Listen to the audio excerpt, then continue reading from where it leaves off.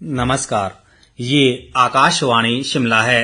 अब आप ज्ञान ठाकुर से प्रादेशिक समाचार सुनिए। प्रधानमंत्री नरेंद्र मोदी ने कहा है कि महिलाओं पर अत्याचार और बच्चों की सुरक्षा समाज के लिए गंभीर चिंता के विषय हैं। उन्होंने कहा कि देश में महिलाओं की सुरक्षा के लिए कानून बनाए गए हैं, लेकिन इसे और अधिक सक्रिय बनाने की आवश्यकता है।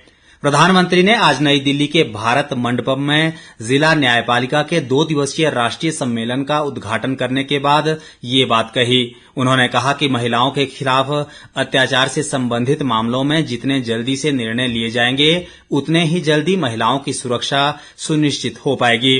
प्रधानमंत्री ने कहा कि सर्वोच्च न्यायालय की स्थापना के 75 वर्ष पूरा होने से लोकतंत्र की जननी के रूप में भारत का सम्मान बढ़ा है। प्रदेश के युवाओं को विदेशों में रोजगार के अवसर उपलब्ध करवाने के उद्देश्य से राज्य सरकार और दुबई स्थित EFS facility services group limited के बीच आज शिमला में एक समझौता ज्ञापन हस्ताक्षरित किया गया। मुख्यमंत्री सुखविंदर सिंह सुक्खू की उपस्थिति में ये समझौता ज्ञापन हस्ताक्षरित किया गया। इस अवसर पर मुख्यमंत्री ने कहा कि ये समझौता ज्ञापन प्रदेश के बेरोजगार युवाओं को विदेशों में रोजगार के अवसर उपलब्ध करवाने का मार्ग प्रशस्त करेगा और भविष्य में भी युवाओं को इस तरह के अवसर उपलब्ध करवाए जाएंगे। सुखविंदर सिंह सुक्खू ने कहा कि प्रदेश सरकार रोजगार के अधिक अवसर सुनिश्चित करने के लिए तकनीकी पाठ्यक्रमों में आवश्यक संशोधन करेगी। उन्होंने कहा कि राज्य सरकार युवाओं को रोजगार व स्वरोजगार के अवसर प्रदान करने के लिए प्रतिबद्ध है और पिछले लगभग 20 माह के कार्यकाल के दौरान सरकारी क्षेत्र में 31,000 से अधिक पद सृजित किए गए हैं। इस दौरान मुख्यमंत्री ने 5 उम्मीदवारों को विदेश में कार्य करने के लिए नियुक्ति पत्र भी प्रदान किए। इस मौके पर उद्योग मंत्री हर्षवर्धन चौहान सहित अन्य वरिष्ठ अधिकारी मौजूद रहे।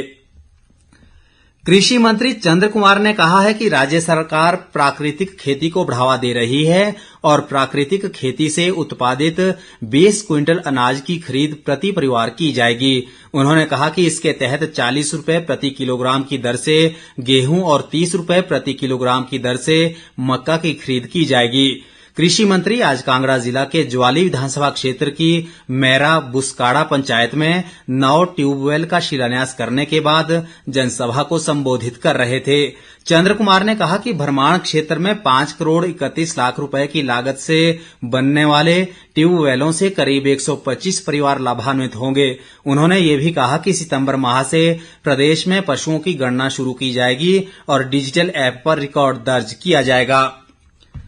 पूर्व मुख्यमंत्री व नेता प्रतिपक्ष जयराम ठाकुर ने राज्य सरकार पर आरोप लगाते हुए कहा है कि सरकार ने 18 महीने के कार्यकाल में 24,000 करोड़ से अधिक का कर्ज ले लिया है और इस साल के अंत तक ये 1 लाख करोड़ के पास पहुंच जाएगा।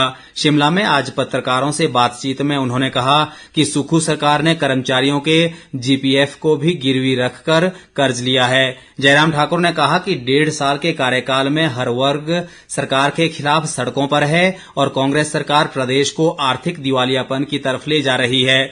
नेता प्रतिपक्ष ने कहा कि एक तरफ सरकार अपने मंत्रियों और CPS का वेतन 2 महीने के लिए विलंबित करने की घोषणा करती है, वहीं दूसरी तरफ उनकी असंवैधानिक नियुक्ति को बचाने के लिए करोड़ों रुपए दिल्ली के वकीलों पर खर्च करती है। उन्होंने सरकार से कर्मचारियों का वेतन और पेंशनरों को समय पर पेंशन प्रदान करने की भी सलाह दी। Lieutenant general Rajesh Pushkar, general officer commanding Kharga corps ने आज खरगा युद्ध स्मारक विजय स्मारक अंबाला छावनी में 78वें स्वतंत्रता दिवस के उपलक्ष्य में पिन पार्वती घाटी में शुरू किए गए ट्रैकिंग अभियान क्षितिज के पार के सफल समापन पर पाइन डिवीजन वॉरियर्स के अभियान दल का स्वागत किया।